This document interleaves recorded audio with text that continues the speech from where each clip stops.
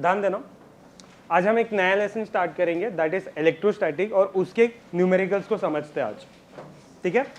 ध्यान देना, पहले इलेक्ट्रोस्टैटिक्स के न्यूमेरिकल्स को समझने से पहले हम ना कुछ फॉर्मूले के बारे में डिस्कस कर लेते हैं कि फॉर्मूला क्या क्या है। सबसे फर्स्ट है तुम्हारा, ऑब्वियसली इस लेसन में तुमने कूलम्ब फोर्स सुना होगा। क्या है तुम्हारा? Coulomb force. कूलम्ब फोर्स को फॉर्मूला क्या होता है बता दो? 1/4πε0 Q1 Q2 बाय R का स्क्वायर, कूलम्ब फोर्स, राइट, ठीक है। अब अगर सपोज करो इसको मैं हमारा ग्रेविटेशनल फोर्स के साथ कंपेयर करूं, ठीक है। हमारा ग्रेविटेशनल फोर्स का फॉर्मूला याद होगा, capital G m1 m2 divided by R square. यहां पे जो तुम्हारा कैपिटल G था वो था हमारा यूनिवर्सल, जिसका वैल्यू था न्यूटन पर केजी स्क्वायर। याद रहे यहां पे कैपिटल G कांस्टेंट था, ये था तुम्हारा ग्रेविटेशनल फोर्स। सिमिलरली अगर मैं यहां पे ये फोर्स कूलम्ब फोर्स की बात करूं, ठीक है, तो यहां पर ना तुम्हारा ये वाला टर्म कांस्टेंट है, समझ में आ रहा है। लेकिन ये बात क्या चीज की करता है, ठीक है। अगर सपोज मैं कूलम्ब फोर्स के बारे में बात करूं तो यहां पर बात आता है चार्जेस का।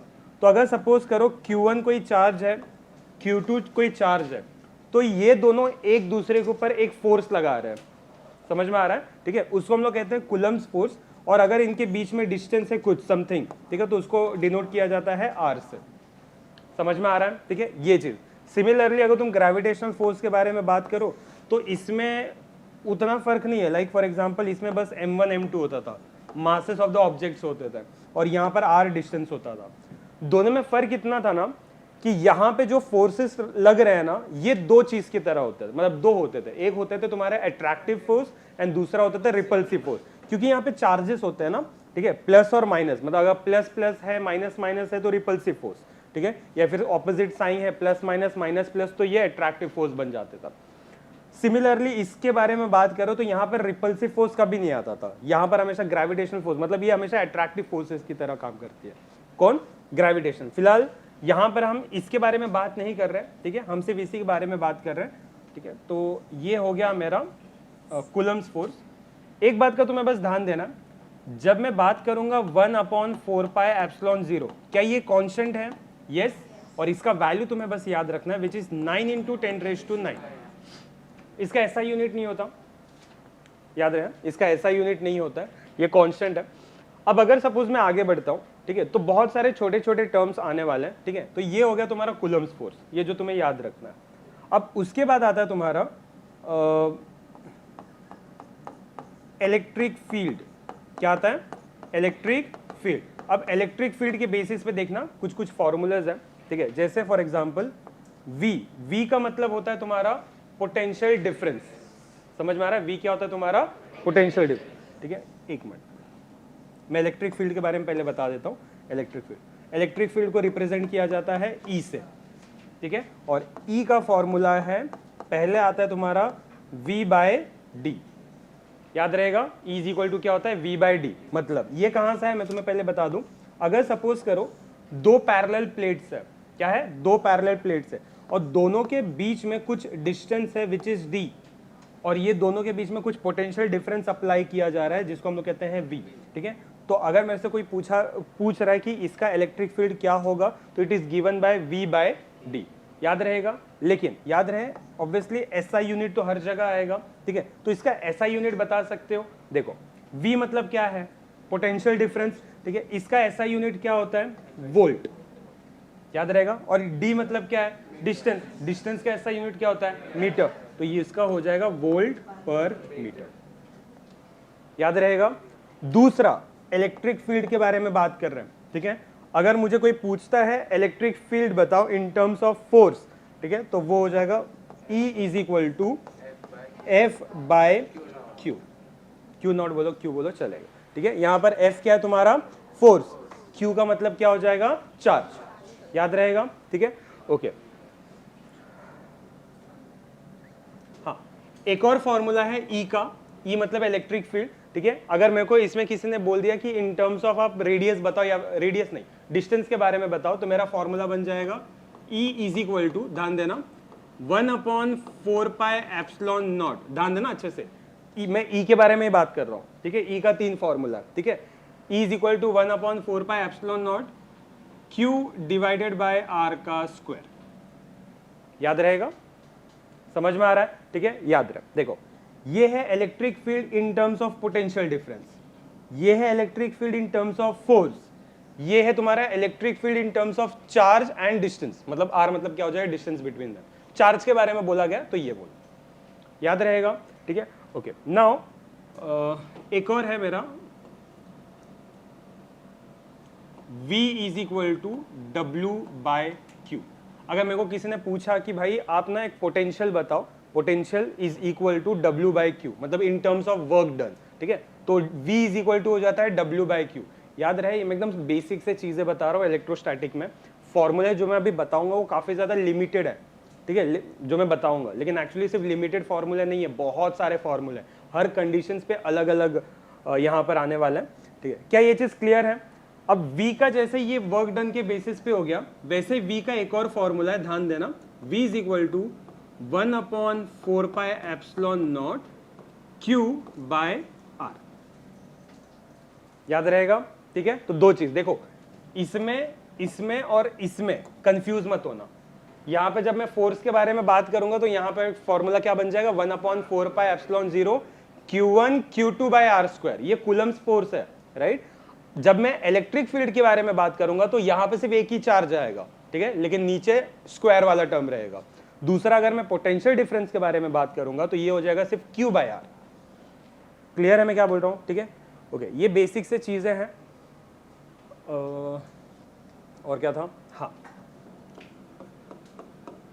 अब लास्ट आ रहा है तुम्हारा इलेक्ट्रिक फ्लक्स, ठीक है। इलेक्ट्रिक फ्लक्स सबको पता है, इलेक्ट्रिक फील्ड का मतलब क्या होता है, ठीक है। इलेक्ट्रिक फ्लक्स को डिनोट किया जाता है एक डिनोशन से जिसको हम लोग कहते हैं फाई, ठीक है। मैं पूरा नहीं बता रहा हूँ, लेकिन एक आइडिया दे सकता हूँ कि अगर सपोज कर लो मेरे पास ना एक छोटा सा प्लेट है, ऐसे प्लेट, और ना मैं बहुत सारा इलेक्ट्रिक फील्ड को इसके ऊपर ऐसे गिरा रहा हूँ इस तरह से, बहुत सारे electric field, linear electric field है, पूरा यूनिफॉर्म है, पूरा का पूरा, समझ में, पूरा इलेक्ट्रिक फील्ड को मैं यहाँ पे गिरा रहा हूँ, ठीक है। अगर एक छोटा सा मैं पार्ट, एक एरिया को ऐसा इस तरह से खोल दूँ, सपोज करो, तो ऑब्वियस सी बात है ये सारे के सारे जो इलेक्ट्रिक फील्ड है क्या वो सबका सब इस होल के थ्रू पास होंगे? ऑब्वियसली इसके पास जो जो आया रहेगा बस वही निकला होगा, ठीक है। तो मैं ये मान के चलता हूँ कि यहाँ से कुछ ही इलेक्ट्रिक फील्ड बाहर निकले, समझ में आ रहा है, ठीक है। अब ध्यान दो, ये जो प्लेट था उसका कुछ एरिया था, ये जो बड़ा सा प्लेट है उसका कुछ एरिया था, मैंने क्या किया, ये बस ये छोटा सा एरिया निकाला उसका, एकदम छोटा सा, तुम देख सकते हो, ठीक है। तो अगर मैं इलेक्ट्रिक फील्ड का, ध्यान देना, अगर मैं पूरे इलेक्ट्रिक फील्ड में से छोटा सा एरिया से इलेक्ट्रिक फील्ड निकालने की कोशिश करूंगा तो बेसिक सा चीज है, उसको हम लोग कहते हैं इलेक्ट्रिक फ्लक्स। तो इलेक्ट्रिक फ्लक्स जो होगा उसका फॉर्मूला हो जाएगा फाई इज इक्वल टू ई मतलब electric field, D S cos theta. मैं तुम्हें समझाता हूं, डी एस का मतलब होता है हाँ स्मॉल सरफेस एरिया, ठीक है। एस मतलब सरफेस एरिया होगा, डीएस बोल दिया तो मतलब यहाँ पर क्या हो जाएगा। अब ये डीएस क्यों आया समझ जाओ, ठीक है, क्योंकि ये पूरे सरफेस एरिया में से मैं छोटा सा भाग ही निकाल रहा हूँ, याद रहेगा। ई इलेक्ट्रिक फील्ड, डीएस मतलब surface area, cos theta is angle, ठीक है। तो फिलहाल इतना फॉर्मूला जो है इसके बेसिस पे हम सम सॉल्व करेंगे, तुम साथ में लिखते चलना, क्लियर है ना, तुम सब मतलब वेट मत करना, तुम लिखते बस चले जाना, लेकिन पॉइंट पॉइंट पे ध्यान भी देते जाना यहाँ पर क्या है, ठीक है।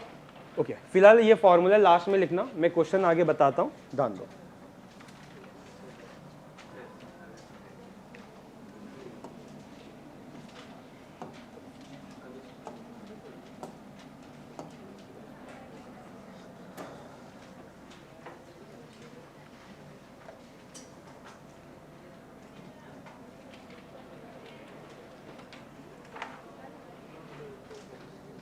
स्टार्ट करें, ठीक है, चलो।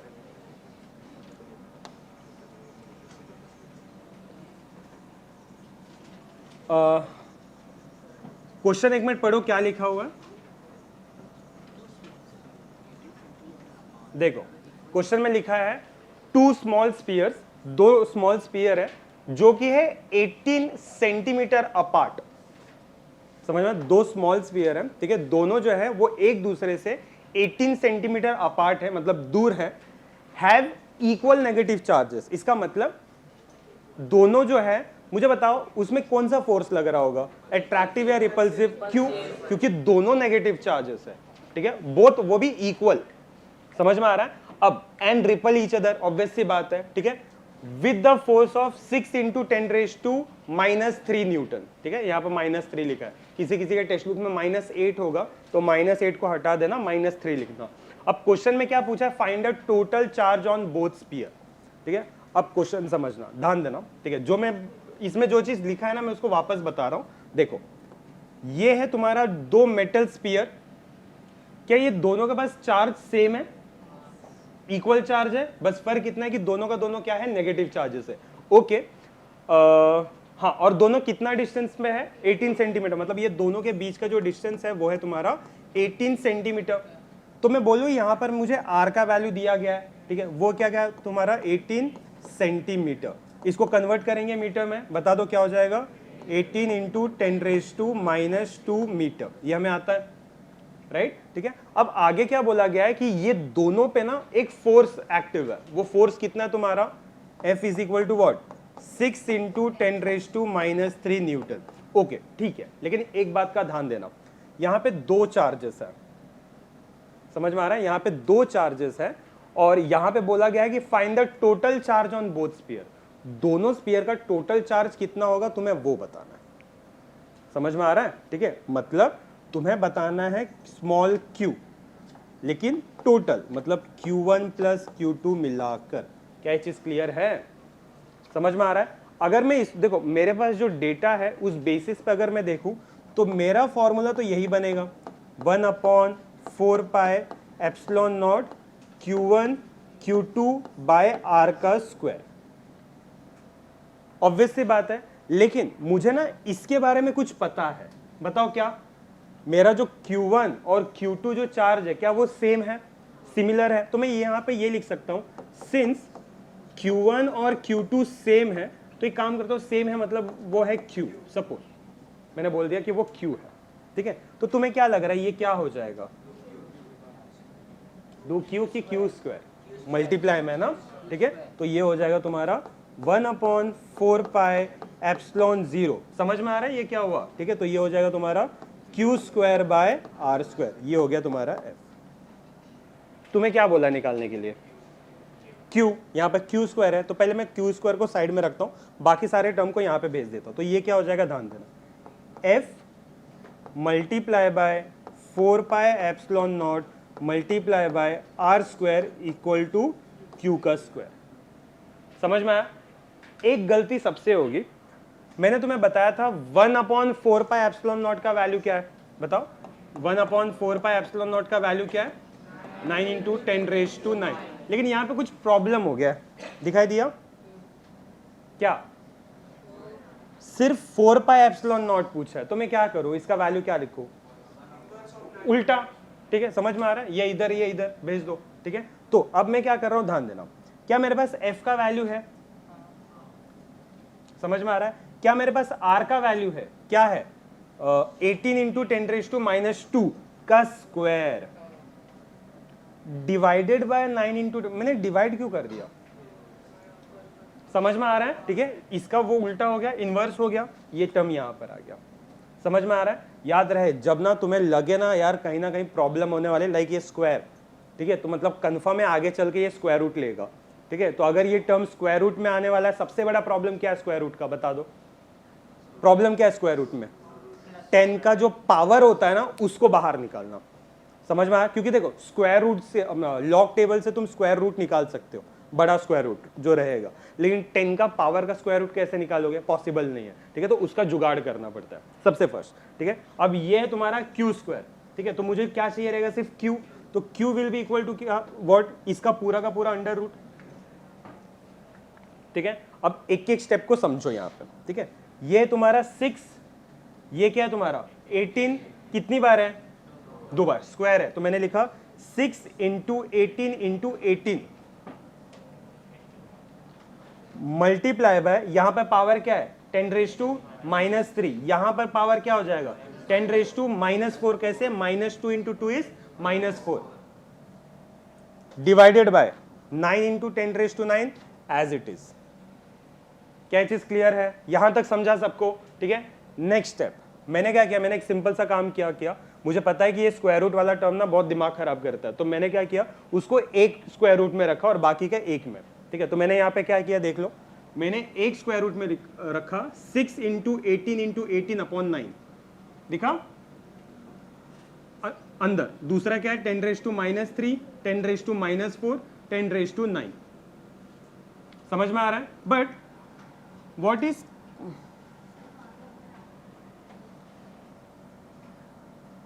एक मच्छर आया और देखो ये वो करके गया, अरे हाँ एक मक्खी है, वही एक मक्खी आया, वो ये करके गया, स्टूपिड मच्छर मक्खी। सुनो, हाँ ये समझा? ठीक है, अब ध्यान दो, व्हाट इज -3 एंड -4? -7, ये ऊपर है, नीचे क्या है, ऊपर गया तो क्या हो जाएगा -9, ऊपर क्या था तुम्हारा -7 -9 इज माइनस, क्लियर है? इसको मैंने देखो कैसे कैंसिल किया, 3 2 ज़ा 6, 3 3 ज़ा 9, 3 1 ज़ा 3, 3 6 ज़ा 18। समझ में आ रहा है? तो 2 6 ज़ा 12, 12 इंटू 18, क्लियर है? ठीक है, और ये है तुम्हारा स्क्वायर रूट ऑफ 10⁻⁻16। सिंपल, एकदम सिंपल है, कुछ एक्स्ट्रा नहीं है यहाँ पे। ठीक है, और उसके बाद आएगा स्क्वायर रूट ऑफ 12 इंटू 18 किया, आंसर आया 216। समझ में आ रहा है? और दूसरा स्क्वायर रूट में किया 10, -16 को कैसे लिख सकता हूं बताओ, -8 का होल स्क्वायर, इससे क्या हुआ square root and square cancel out हो गया, बचा क्या 10⁻⁻। स्क्वायर रूट ऑफ 216 क्या होगा, देखो अगर तुम ना लॉग टेबल का यूज करते हो, देखो अगर लॉग टेबल का तुम यूज करो, एक मिनट यार काफी, हाँ देखो लॉग टेबल में दो तरह के स्क्वायर रूट है। पहला स्क्वायर रूट है तुम्हारा जो वैल्यू बताएगा 1 to 10। समझ में आ रहा है? देखो एक फर्स्ट पेज है जो स्क्वायर रूट बताएगा 1 to 10, और दूसरा है जो तुम्हारा वैल्यू बताएगा 10 to 100। कंडीशन समझना, अगर मैंने तुमसे पूछ लिया 99 का स्क्वायर रूट क्या है, तुम तुरंत कौन सा टेबल खोलोगे, 1 to 10 वाला कि 10 to 100 वाला? 10 to 100 वाला। मैंने क्या बोला, अगर सपोज करो मैंने 92 बोल दिया तो 92 का जीरो क्या होगा, बस यहां पर देख लो 92 का जीरो, आंसर इज 9.5 समथिंग, जो भी आंसर आ जाए। ठीक है, लेकिन अगर सपोज करो मैंने तुमसे सवाल पूछ लिया यार 216 क्या है, अब 216 तो इसके रेंज के बाहर चला गया ना, ये तो 100 तक ही है, इसके रेंज के बाहर चला गया, तो तुम क्या करोगे, कभी भी अगर 100 के रेंज के बाहर जाए तो ही, ठीक है, तुम वापस पीछे वाले पेज पे आओगे जिसमें होगा तुम्हारा 1 to 10। ठीक है, तो तुम अब क्या करोगे, तुम देखोगे, तुम एक चीज ध्यान दोगे, यार यहां पर सारे वैल्यूज तो पॉइंट में, ठीक है, मतलब 1.0 1.1 1.2 ऐसे करते करते 9.9। तो सर बात ये आती है कि हम लोग वैल्यू कैसे निकालेंगे। ठीक है, तुम कुछ नहीं करोगे, ये क्या है तुम्हारा 216। ठीक है, सिंपल सा काम क्या करना है, ठीक है, तुम्हारा जो टेबल है इसमें तुम पॉइंट के हिसाब से ढूंढ सकते हो, तो यहां पर पॉइंट कहां पर रहेगा कि तुम यहां पे वैल्यू ढूंढ सको, 2 और 1 के बीच में पॉइंट होना चाहिए। तो मतलब कैसे होगा, 2.1 का 6, समझ में आ रहा है, 2.1 का 6। तो अगर सपोज करो मैं 2.1 का 6 निकालता हूं, 2.1 का 6, ठीक है, 1.470, ठीक है, याद रहे ये अप्रोक्सीमेटली 7 ही है। ठीक है, तो 1.470, लेकिन फिर दिमाग में आ रहा होगा सर लॉग टेबल में 1.470 है, आपका 14 पॉइंट आ गया, क्योंकि हमने चीटिंग की। बताओ क्या चीटिंग है, पॉइंट का, हम लोग ने पॉइंट शिफ्ट किया ना, पॉइंट शिफ्ट करके वैल्यू निकाला। हाँ समझ में आ रहा है, तो जितना नंबर आप पीछे शिफ्ट करोगे उतना वापस इसमें ये करना। ठीक है, तो वैल्यू क्या हो जाएगा बताओ, 1.4, जो भी वैल्यू है, मेरा अप्रोक्सीमेटली यहां पर 7 वाला है। ठीक है, तो जो भी वैल्यू है, तो ये आ गया तुम्हारा 14.69 इंटू 10⁻⁻8। ठीक है, अब देखो पीछे के आंसर के साथ मैच करने के लिए, बस मैंने सिर्फ पीछे का आंसर के साथ मैच करने के लिए ये पॉइंट को मैंने यहां पे शिफ्ट किया। अब मुझे बताओ पॉइंट को अगर तुम लेफ्ट शिफ्ट करते हो, प्लस करोगे कि माइनस, लेफ्ट, उल्टा याद रखना है, लेफ्ट कर रहे हो तो प्लस, ठीक है। तो मैं यहां से एक पीछे चला गया तो वैल्यू क्या हो जाएगा बताओ, -8 + 1 विच इज -7। क्या ये चीज क्लियर है? बस मुझे इतना बता दो, मेरा आंसर तो ये है ना, मैंने यहाँ पे माइनस क्यों लिख दिया, थोड़ा सोचो।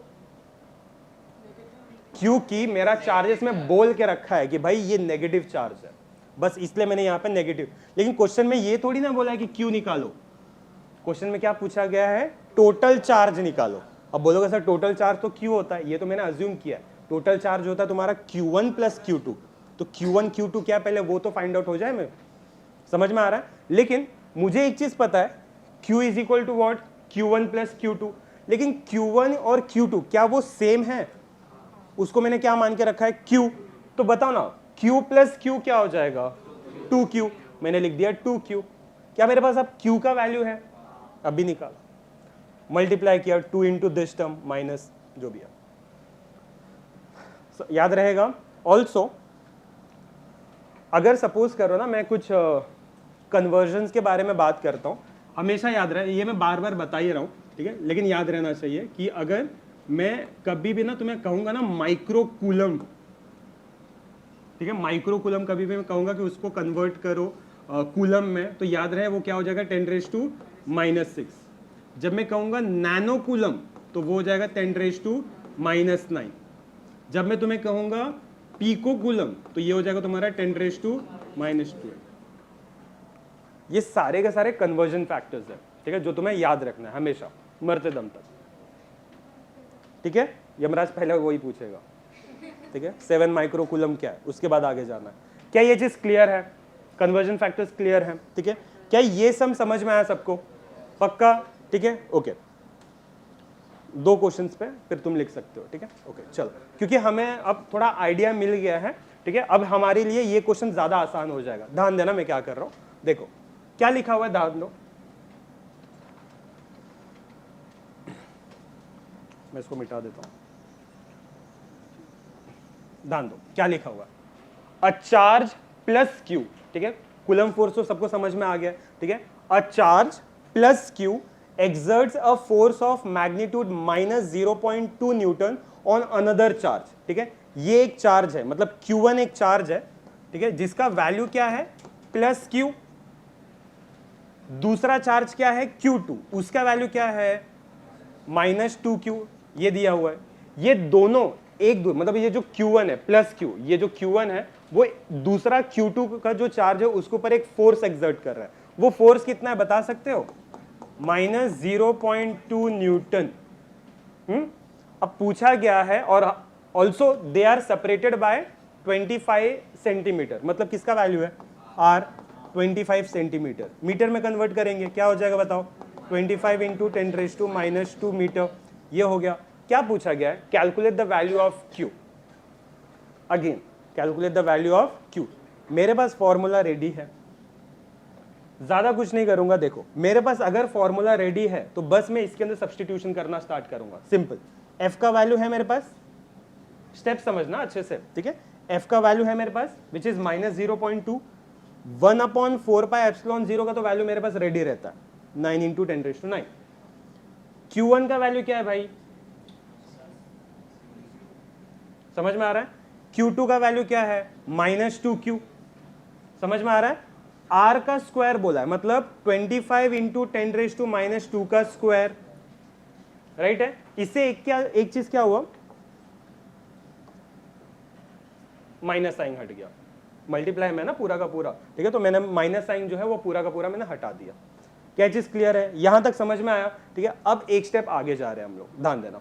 यहां पे मैं लिख रहा हूं 0.2, जो है सबका सब एज इट इज मैंने लिख दिया, कुछ भी एक्स्ट्रा काम नहीं किया, ठीक है। बस एक बात का ध्यान देना, ये 25 इंटू 10⁻² का स्क्वायर है, इसका मतलब क्या है, इसका भी स्क्वायर होगा और ये टर्म का भी स्क्वायर होगा।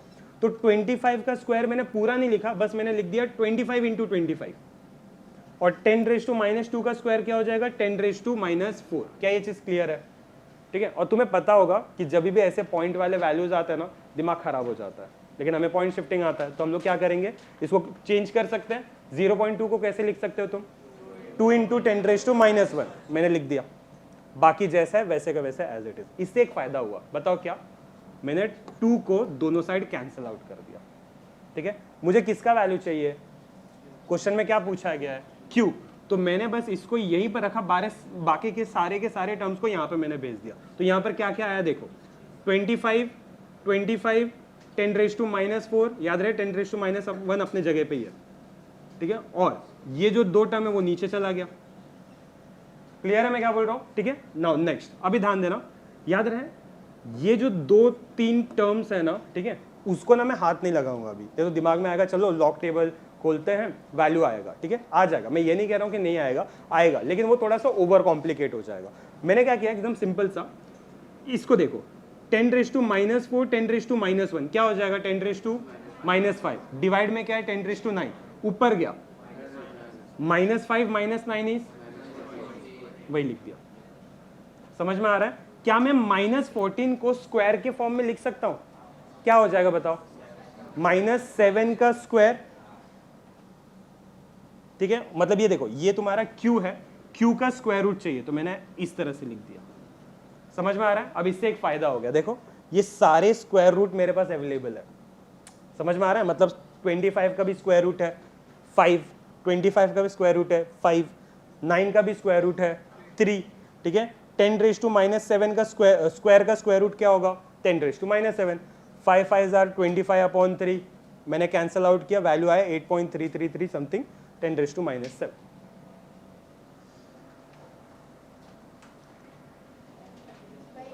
ओके, नेक्स्ट क्वेश्चन देखो क्या लिखा हुआ है, साथ में लिखना, ठीक है। देखो क्या लिखा हुआ है, मतलब ध्यान देते वक्त मुझे नहीं आइडिया, लेकिन देखो क्वेश्चन में लिखा हुआ है calculate the electric field due to a charge, ठीक है। अब देखो चार्ज का वैल्यू दे के रखा है, कितना है, माइनस, एक मिनट बंद करना है, एक मिनट बंद करना, एक मिनट। देखो यहाँ पे ना तुम्हें ध्यान देना है, ये थोड़ा सा अलग है, ये 4 मार्क के क्वेश्चंस पूछे जा सकते हैं तुम्हें, ठीक है। एकदम अच्छे से ध्यान देना है, एक एक पॉइंट को अच्छे से समझना। अगर सपोज करो मेरे पास 2 चार्जेस है, राइट, ठीक है, A और B, ठीक है, जिसका कुछ चार्ज है लाइक Q1 और Q2 ऐसे। अगर मैं तुम्हें कहूं इसके ऊपर इस चार्ज की वजह से कुछ फोर्स लग रहा है, तुम उसका वैल्यू निकाल सकते हो, राइट। तुम्हारा कूलम फोर्स बता देगा, F = 1/4π जो भी रहेगा, ठीक है। और Q2 पे Q1 की वजह से जो फोर्स लग रहा है वो भी तुम बता दोगे, ठीक है। लेकिन यहां पर ना जो क्वेश्चन बोला गया है ना यहां पर, ठीक है, ये चीजें थोड़ी सी अलग है, ध्यान देना, क्वेश्चन समझना। 3 इक्वल चार्जेस, 3 इक्वल चार्जर जिसका वैल्यू है तुम्हारा 10 × 10⁻⁻8, समझ में आ रहा है, 3 equal charges respectively each located at corners of a right angle, समझ में आया। तो मैंने क्या किया, एक राइट एंगल ट्राइंगल बनाया, ध्यान देना डायग्राम ही इंपॉर्टेंट है, वो समझ में आ जाएगा तुम्हें, समझ में आ जाएगा, ठीक है। मैंने क्या किया, राइट एंगल ट्राइंगल बनाया जिसका नाम है तुम्हारा, चालू किया, हाँ, जिसका नाम है A, B and C, right. मुझे देखो क्वेश्चन में लिखा है 3 इक्वल चार्जेस है जो कि लोकेटेड है ये तीनों कॉर्नर्स में, समझ में आ रहा है। तो मैंने बोला कि भाई A पे जो चार्ज लोकेटेड है वो क्या है तुम्हारा 10 × 10⁻⁸, B पे भी उतना ही है, C पे भी उतना है। तो मैंने क्या बोल दिया कि QA = QB = QC क्या है तुम्हारा 10 × 10⁻⁸ कूलम, समझ में आ रहा है। अब देखो क्योंकि ये 10 × 10⁻⁸ कूलम है, क्या मैं इसको 10⁻7 लिख सकता हूं, ठीक है, मतलब ताकि मेरा कैलकुलेशन थोड़ा आसान हो जाए। तो यस, ये जो चीज है वो मेरा 10⁻7 हो जाएगा, ठीक है। नाउ अब तो मेन चीज स्टार्ट हो रहा है, ठीक है। राइट एंगल में तो कंफर्म है यहां पर 90 डिग्री बन रहा होगा, समझ में आ रहा है। Also whose sides are 15, 20 and 25, याद रहे तुम कोई भी साइड पकड़ सकते हो, मतलब जैसे ये 20, 15, 25 पकड़ा है तो तुम इसको 20, 25, 15 कुछ भी पकड़ सकते हो। तो मैंने रैंडमली उठाया 15, 20 एंड 25, ठीक है। अब क्वेश्चन समझना, लिखा है फाइंड द फोर्स, क्वेश्चन समझना, find the force exerted on the charge located at 90 degree angle. मतलब पूछा गया है, आपको पॉइंट भी दिखाई दे रहा है, वो 90 डिग्री एंगल पे, तो उसके ऊपर फोर्स कितना लग रहा है, टोटल फोर्स वो आपको बताना है, टोटल फोर्स दोनों के वजह से, एक के वजह से नहीं, दोनों के वजह से, ठीक है। तो अगर सपोज करो मैं बी पे हूं तो मुझे ना दो फोर्सेस लग रहे हैं, पहला बी पे ए के वजह से और बी पे सी के वजह से। समझ में आ रहा है? और मुझे ये नहीं बोला गया है कि सिर्फ ए की वजह से कितना लग रहा है वो बताओ, मुझे बस इतना बोला गया है कि बी पे आपको क्या फील हो रहा है, कौन से फोर्सेस लग रहे हैं आपको वो पूरा बताना है। ठीक है, तो मुझे यहां पे दो चीज पता है कि force on B due to A, दूसरा force on B due to C. Condition समझ में आ रहा है? ठीक है, तो पहले मैं क्या करता हूं, force on B due to A calculate करता हूं। पहले ही मुझे बता दो ये दोनों के चार्जेस क्या है, Q1 Q2 का फॉर्मूला क्या हो जाएगा, Q1 Q2 क्या है 10⁻⁻⁷ कंफर्म है? मतलब देखो फॉर्मूला क्या हो जाएगा, ध्यान देना, 1/4πε0 Q1 Q2 bye are square, ये चीज होगा। ये मेरा नॉर्मल फॉर्मूला है, क्योंकि मैं B से A तक का जो फोर्स है वो निकालने वाला हूं, तो एक काम करता हूं मैं इसका नाम दे देता हूं 1/4πε0 Q1 के जगह QA लिख देता हूं, Q2 के जगह QB लिख देता हूं और R के जगह RBA का स्क्वायर लिख देता हूं। समझ में आ रहा है? ठीक है, सिंपल सा चीज मैं यहां पे कर रहा हूं। ठीक है, बस अब जो चीज है मैं यहां पे पुटअप करना स्टार्ट करता हूं। What is the value of 1/4πε0? 9 × 10⁻⁹ ये हो गया। ठीक है, दूसरा है QA और QB। QA और QB है क्या, QA क्या है तुम्हारा 10⁻⁻⁷, QB क्या है तुम्हारा 10⁻⁻⁷। तो 10⁻⁻⁷, 10⁻⁻7 क्या हो जाएगा 10⁻⁻7 का स्क्वायर, मतलब 10⁻14। मुझे ये बता सकते हो मैंने यहाँ पे 20 कैसे लिख दिया?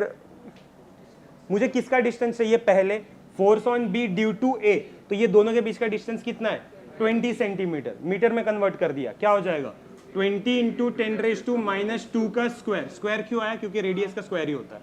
ठीक है, अब बस एकदम नॉर्मल मेथड से मैंने इसको सॉल्व करना स्टार्ट कर दिया। ठीक है, ध्यान देना, ये होगा तुम्हारा 9 × 10⁻9 स्क्वायर है, तो 10 का स्क्वायर क्या हो जाएगा, नहीं ये तो मैंने डायरेक्टली सॉल्व कर दिया ना, तो 10⁻⁻7 का स्क्वायर -14 हो गया, डिवाइडेड बाय ये क्या है तुम्हारा 20 का स्क्वायर क्या होगा 400, मैंने इसको लिख दिया 4 × 10⁻2 चलेगा, मल्टीप्लाई बाय 10⁻⁻4। ठीक है, अब बस मैंने क्या किया 9/4 को एक ही साइड रखा और पावर वाले टर्म के साथ ये किया, मतलब देखो 9 - 14 इज व्हाट -5, 2 - 4 इज व्हाट -2, इसको मैंने ऊपर लाया, क्या हो गया -5 + 2 विच इज -3। अब ये हुआ 9/4, अब 9/4 तो इजी कैलकुलेशन है, मैंने कट किया तो आंसर आया 2.25 × 10⁻³ न्यूटन। ये किसका, ये कौन सा फोर्स है, force on B due to A. अब मेरे पास दूसरा क्या है, force on B due to C. Same procedure, एक चीज में फर्क आएगा, बताओ क्या डिस्टेंस कितना है, कन्वर्जन ये समझ में आया? कट करने के बाद वैल्यूज जो है वो कितना आ रहा है तुम्हारा 4 × 10⁻³ न्यूटन। लेकिन याद रहे लोग यहीं पर आके छोड़ देते हैं उसको, उनको लगता है हाँ खत्म हो गया, क्योंकि हम लोग ने फोर्स तो निकाल ही दिया। क्वेश्चन में ये नहीं पूछा गया कि आपको ये बताना है ए के वजह से कितना लग रहा है या फिर सी के वजह से कितना लग रहा है। यहाँ पे बोला गया है कि अगर आप बी पे है 90 डिग्री पे है तो आपको कौन से फोर्सेस फील हो रहा है। मैथमेटिकल मेथड यानी सेकंड लेसन में मैंने तुम्हें बताया था दो लॉ, एक ट्राइंगल लॉ ऑफ वेक्टर्स और एक पैरेललोग्राम लॉ ऑफ वेक्टर्स। तुम्हें याद होगा मैंने एक पैरेललोग्राम लॉ ऑफ वेक्टर्स में बताया था, अगर मुझे रिजल्टेंट फाइंड आउट करना है, मतलब कि अगर कोई चीज का वेक्टर है ऐसे, कोई चीज का वेक्टर है अगर सपोज ऐसे, तो अगर मुझे देखो मतलब एक ही पॉइंट से दो वेक्टर्स निकले होंगे तो उनका रिजल्टेंट वेक्टर्स कहां से निकलता है, बीच में से, याद आ रहा है? ठीक है, और मैं इसका वैल्यूज किस तरह से लिखता था, r = √√p² + q² + 2pq cos theta, याद आ रहा है? ये मेरा रिजल्टेंट वेक्टर होता था। ये कब काम आएगा, जब एक ही पॉइंट से दो वेक्टर्स निकले होते हैं, जब एक ही पॉइंट से दो वेक्टर्स निकले होंगे, एक ही पॉइंट से दो वेक्टर्स, तो रिजल्टेंट पक्का यहां से गया होगा। ठीक है, तो वही मैंने क्या किया, मैंने बोला ठीक है resultant force on point B क्या हो जाएगा, सिंपल, P के जगह मैंने फोर्स रखा है इसका, Q के जगह मैंने क्या लिखा है, दैट्स इट, बस वही किया। देखो क्या हो जाएगा, इसके जगह बोलो एफ ऑफ बी ए का square F of B C का square plus 2 times of F of B A into F of B C cos theta. लेकिन क्या तुम्हें कॉस थीटा का वैल्यू पता है? 90 यहां पे है ना, मतलब थीटा का वैल्यू 90। What is cos 90? तो तुम्हें क्या लग रहा है, ये टर्म बचेगा, वैनिश हो जाएगा। तो बचा क्या? Under root of F of B A का square plus F of B C का स्क्वायर। समझ में आ रहा है? ठीक है। Now what is F of B A? लेकिन ये तो स्क्वायर में चाहिए ना मुझे, तो मैंने लिखा 2.25 इंटू 10⁻³ का होल स्क्वायर, राइट है, प्लस दूसरा क्या मेरा एफ ऑफ बी सी का square. What is F of B C? 4 into 10⁻³ तो ये हो जाएगा तुम्हारा 4 इंटू 10⁻³ का होल स्क्वायर। क्या ये चीज क्लियर है? मैंने तुम्हें बार बार एक ही चीज कहा है, स्क्वायर रूट के अंदर से ये पावर वाले टर्म को हटाओ। तो मैंने क्या किया, एकदम सिंपल, मैं अगर ये दोनों को ध्यान से देखूं तो मुझे लग रहा है कि मैं 10⁻³ का स्क्वायर कॉमन निकाल सकता हूं। ठीक है, तो मैंने वही किया, 10⁻³ का स्क्वायर को कॉमन निकाल दिया। अंदर क्या बचा? 2.25 प्लस 4 का स्क्वायर, ये दोनों का स्क्वायर, तो 2.25 का स्क्वायर आया मेरा 5.062 5 प्लस 4 का स्क्वायर आया मेरा 16। ये दोनों का अगर मैंने टोटल किया तो आंसर आया तुम्हारा 21.0625। क्या मैं इसका स्क्वायर रूट निकाल सकता हूं? कौन से टेबल से स्क्वायर रूट का? 1 से 10 या 10 से 100 वाले में? 10 से निकाल सकता हूं। कैसे? 21 का 0 का 6, आराम से मैं वैल्यू निकाल सकता हूं। मैंने वैल्यू निकाला, आंसर आया 4.645 इंटू 10⁻³ न्यूटन। मैं फिर कह रहा हूं, सिर्फ यही फोर्स निकाल के रुक मत जाना। तुम्हें यह पूछा गया है कि यहां पर टोटल फोर्स कितना इसको महसूस हो रहा है, तो इस पर कितना लग रहा है, ठीक है, तो वो तुम्हें वैल्यू निकालना है। गंदी है वर्कशॉप। सुनो, क्वेश्चन में क्या लिखा हुआ है, कैलकुलेट करो इलेक्ट्रिक फील्ड। अब मैंने तुम्हें बताया इलेक्ट्रिक फील्ड के 3 फॉर्मूले, अब तुम्हें बताना है कौन सा यूज कर सकते हैं इसमें, क्योंकि इसमें चार्ज बोला गया है। देखो याद रहे, कभी भी ना ऐसे जो नेगेटिव साइंस आता है ना उसको इग्नोर मत करना, ठीक है। तो ये होगा तुम्हारा चार्ज, मतलब Q का वैल्यू दिया है विच इज -8 इंटू 10⁻⁸ कूलम। दूसरा क्या लिखा हुआ है, at a distance of 5 centimetre from it, ठीक है, मतलब ये पक्का है किसी चीज का वैल्यू देकर रखा है। अब डिस्टेंस है तो पक्का R का वैल्यू होगा, R का वैल्यू है तुम्हारा 5 सेंटीमीटर, मीटर में कन्वर्ट करो, 5 इंटू 10⁻² मीटर। अब नाउ द क्वेश्चन इज, बोला गया है कि आपको निकालना है इलेक्ट्रिक फील्ड। अब दिमाग में ये नहीं समझ में आ रहा है कि इलेक्ट्रिक फील्ड का तो 3 फॉर्मूला है, मैं यूज कौन सा करूं, ठीक है। तो हमें पता होना चाहिए कि हमारे पास ये एक ऐसा फॉर्मूला है जिसमें Q और R का जिक्र है, राइट। अब इससे कोई टेंशन है क्या? नहीं, ये कांस्टेंट है जिसका वैल्यू हमें पता है, तो मैंने ये फॉर्मूला का यूज करना स्टार्ट किया। तो ये है तुम्हारा 9 इंटू 10⁻⁹, याद रहे ये Q का वैल्यू है तुम्हारा 8 इंटू 10⁻⁸। इसमें ना माइनस साइन है, तो मैंने माइनस साइन को बाहर रखा है। समझ में आ रहा है? ठीक है। अब बस मैंने एक नॉर्मल चीजों की तरह ऐसे सॉल्व किया है, 9 इंटू 8/25, समझ में आ रहा है, इंटू 10⁻⁹, जो पावर है 10⁻⁹, 10⁻⁻8, 10⁻⁴ एज इट इज। क्लियर है? चलो, अब 9 इंटू 8 इज -72/25 मल्टीप्लाई बाय 10⁻1। देखो 9 - 8 क्या हो रहा है, 1, 10⁻⁻4 है, इसको अगर मैंने ऊपर भेज दिया तो ये क्या हो जाएगा 10⁻4, तो 1 + 4 इज 5, ठीक है। अब बस मुझे इसको डिवाइड करना था, ठीक है, तो मैंने किया, मतलब मालूम होगा कैसे किया, ठीक है। ये कट करने के बाद वैल्यू आया तुम्हारा -2.88 इंटू 10⁵ न्यूटन पर कूलम। इलेक्ट्रिक फील्ड का यूनिट ही होता है न्यूटन पर कूलम।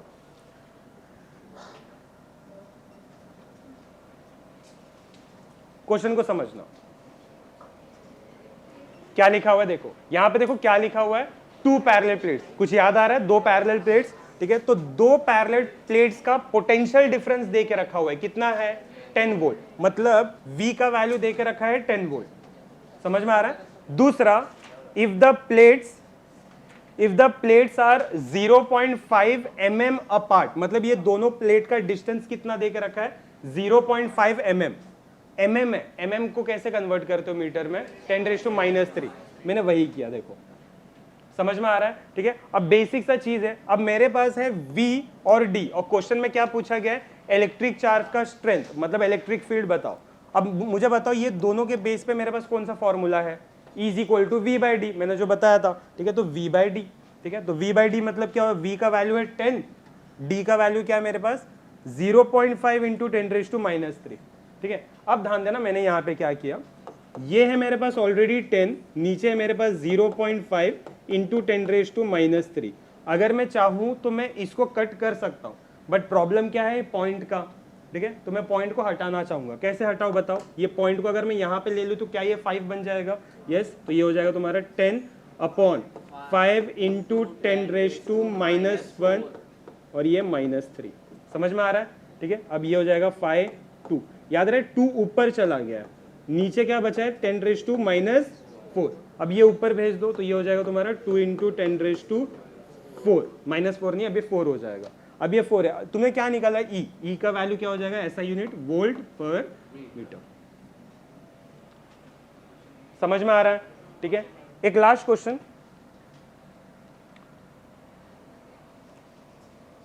ध्यान देना, इतना बड़ा क्वेश्चन है ठीक है, लेकिन एकदम सिंपल सा चीज है। इसमें देखो क्या लिखा हुआ है, a potential difference of 5000 volt. ठीक है, मतलब V का वैल्यू दे के रखा है, मैंने लिख दिया भाई 5000 वोल्ट। क्या मैं इसको इस तरह से लिख सकता हूं? Wow, very good. 5 into 10⁻³ volt लिख सकता हूं ना? कैसे लिखा मैंने?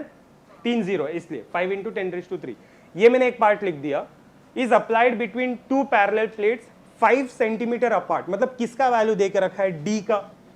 देखो याद रहे जब भी ना डिस्टेंस के बारे में बात है, अगर पैरेलल प्लेट्स है तो पक्का वो डी का वैल्यू होगा। लेकिन अगर पैरेलल प्लेट्स के बारे में बात ही नहीं किया गया है, लाइक ये क्वेश्चन में देखो, इसमें ना ये नहीं बोला गया कि पैरेलल प्लेट्स के बीच में रखा गया है, लेकिन डिस्टेंस बोल के रखा गया है। अगर पैरेलल प्लेट्स है तो ही वो डी आएगा, अदरवाइज बाकी हर जगह वो आर आएगा। समझ में आ रहा है? ठीक है, अब देखो इस क्वेश्चन में देखो क्या बोला है, पैरेलल प्लेट्स के बीच में रखा गया है, तो डी का वैल्यू है तुम्हारा 5 सेंटीमीटर। कन्वर्जन किया 5 इंटू 10⁻² मीटर। अब यहां पे लिखा गया है कि जो चार्ज है, चार्ज कितना दे के रखा है? 9.6 इंटू 10⁻⁻19। ये रेस टू है, ठीक है 10। तो ये मैंने लिख दिया Q का वैल्यू है ये। अब क्वेश्चन में क्या पूछा गया है कि आपको फाइंड आउट करना है इलेक्ट्रिक फील्ड, मतलब E फाइंड आउट करना है, और दूसरा है फोर्स। अब अगर मैं ध्यान दूं तो मेरे पास इलेक्ट्रिक फील्ड का फॉर्मूला है V/d। V का वैल्यू क्या है बताओ? V का वैल्यू क्या है तुम्हारा? 10⁻³ है ना। D का वैल्यू मेरे पास क्या है? 5 इंटू 10⁻²। 5 कट कर दिया, 10⁻² ऊपर चला गया, क्या हो जाएगा? वोल्ट पर मीटर। ये मेरा हो गया सिर्फ इलेक्ट्रिक फील्ड, याद रहेगा? ठीक है, लेकिन मेरे को साथ में क्या पूछा गया है? फोर्स के बारे में। क्या मेरे पास ऐसा कोई फॉर्मूला है जिसमें इलेक्ट्रिक फील्ड के साथ साथ फोर्स के बारे में भी बात किया गया? Yes, E is equal to F/Q। अगर मुझे सिर्फ F चाहिए, सिर्फ और सिर्फ F चाहिए, तो E और Q क्या हो जाएगा? मल्टीप्लाई। E का वैल्यू मेरे पास अभी आ गया 10⁻5, Q का वैल्यू मेरे पास ऑलरेडी है 9.6 इंटू 10⁻⁻19। ठीक है, तो 9.6 अपने जगह पे, 5 और -19 इज -14, और फोर्स है उसका ऐसा यूनिट है न्यूटन। That's it.